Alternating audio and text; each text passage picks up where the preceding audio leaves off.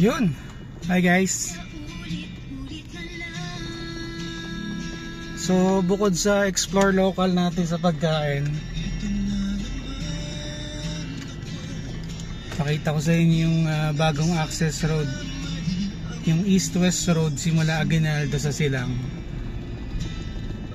Bukas na hanggang dito sa Indang, nadadaanan na. Although technically hindi pa siya bukas, may mga harang-harang pa, pero nadadaanan na, sementado na lahat. So na hindi na maalkabok pag maaraw at hindi na maputik kapag maulan. Medyo tago yung ano niya. In fact yun, lumiko na yung Everest. In fact yung likuan niya parang halos one way pa, nakaharang pa itong mga biga dito ng, sa tulay siguro to dito sa kabilang side makatawid. Sige, wala ka na.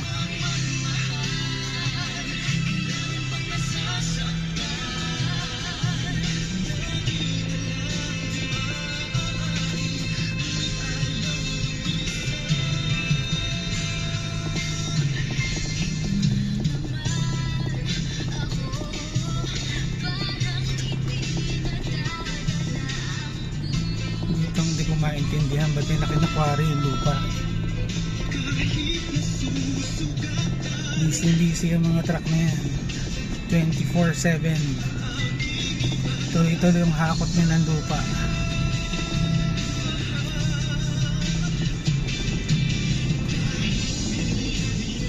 Some 2 or 3 weeks ago may ano pa to, may mga bunton pa sa gitna, may harang pa tong ano, itong rightmost ng side. Ito yung pinakahuling natapos.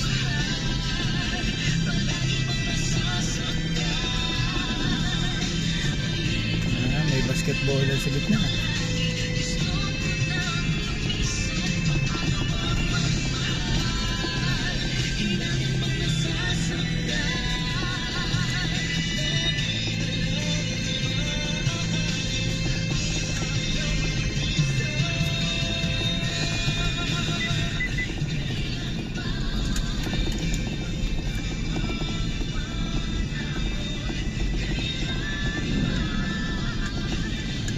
So yun, nilikuan natin galing ng Bunacerca ng Indang. Tapos ang susunod na access road nito is yung galing sa kanto ng Pangil, Amadeo na yan. Tapos susunod yung intersection ng Banay Amadeo din. And then lastly sa dulo na Aguinaldo Highway na sa Silang. Meron pa rin palang nakasarang part. Sorry na be.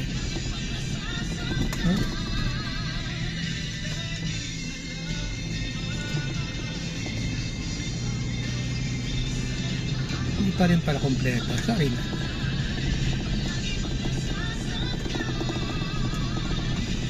Pero yan, sa lubungan na.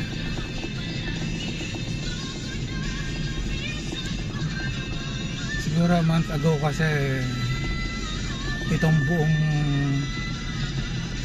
side palabas ng ano, may lupa pa.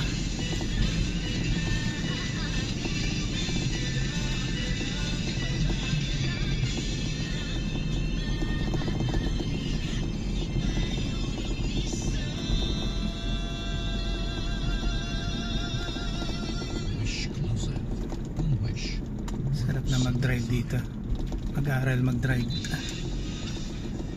Dito ako pinagdadrive dati si Ethan saka si Yuan.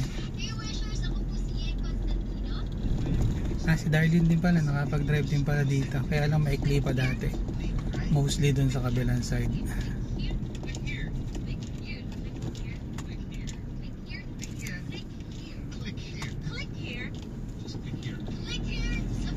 Lusot muna kami. Yan, hinaharangan nila ng ganyan kasi napaka-accident prone sa mga intersection. Tendency mo kasi tulinan, tapos biglang bubulagain ka ng kanto. Kapag hindi ka naman taga rito, lalo na kung pagagaling ng southbound yung ano, yung sasakyan pababa, lalo na dito sa may intersection ng Banay-Banay. Ang dami naging aksidente.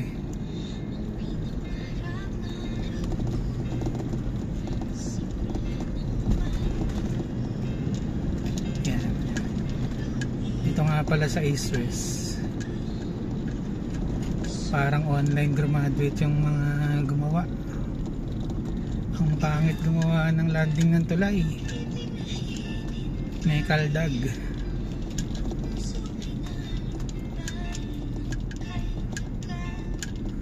Tulad nito, ayan, sa lubungan lang to dati, niluwangan nila. Possibly hindi sumunod yung contractor sa contract.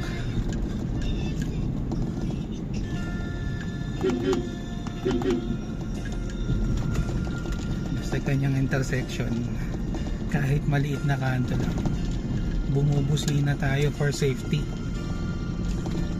Kasi ang daming kamoteng mga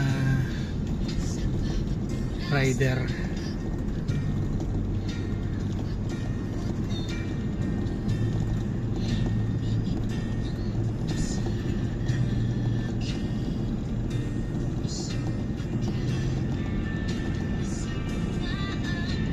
Hindi ko pala na-check gano'n siya kahaba, pero definitely this is between 5 to 10 kilometers siguro.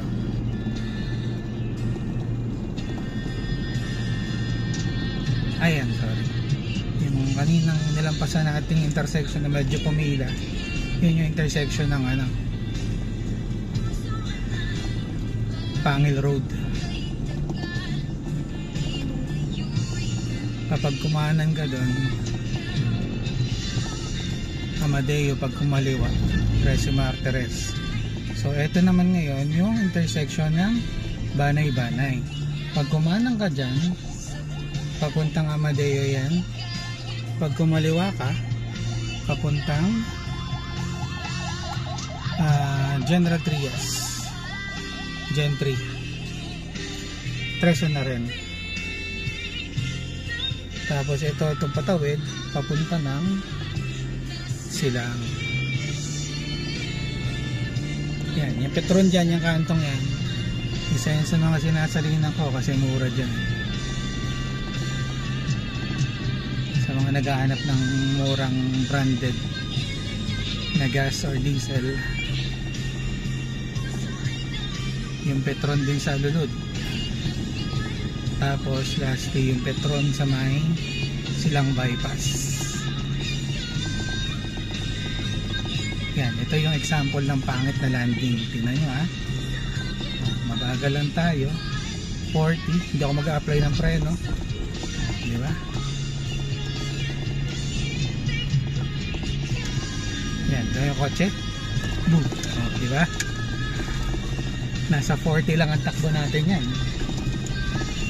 pero tumatalbog-talbog ka na. What more ka mas mabilis?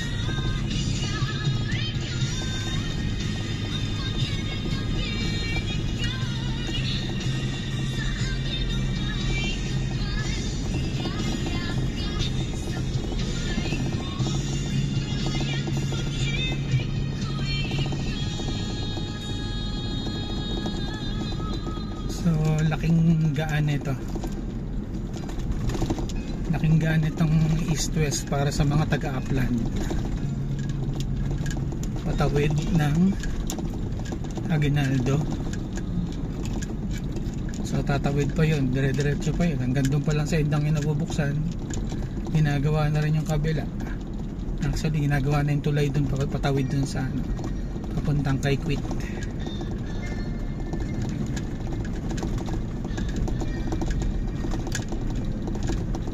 Tapos coincidentally bukas na rin yung Calax exit sa Aguinaldo Highway, kaya mas bumilis lumabas yung mga taga-upland.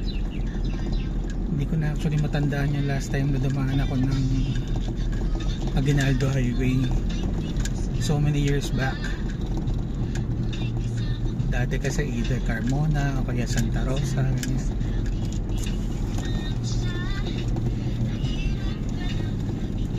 Noong una matinding sakripisyo kasi ang Calax ay hanggang doon lang sa may Munting Ilog. So either Munting Ilog or Tibig na sobrang sira-sira na yung daan.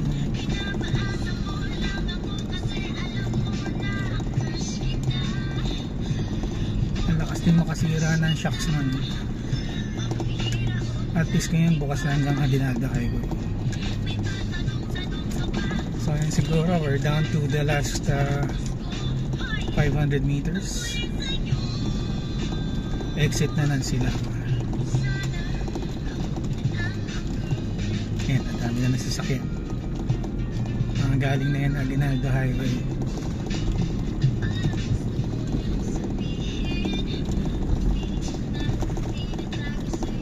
Sana lang yung mga kinukuhang contractor dito sa Cavite, sana matinong gumawa. Kasi papangit nila magsemento. Para bang lubak-lubak. Katulad niyang Tagaytay pababa ng Mendez Indang. Naku po.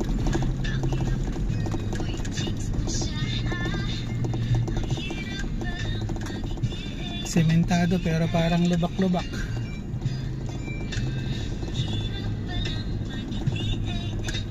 Yan. Ginagawa pa nga pala to. So mukhang ang dinadaanan natin is ito lang, kabilang side pa lang. Yan, ginagawa pa rin yung kabilang side. Kakasimula din lang yan siguro mga 2-3 weeks gawin or 1 month. Yan, yung mga sasakyan na yan, Aguinaldo Highway na yan. So yung papunta doon southbound, yan ay papuntang paakyat ng Tagaytay. Tapos yung dito sa northbound, yan yung papunta ng Silang, Dasmariñas, papuntang Maynila.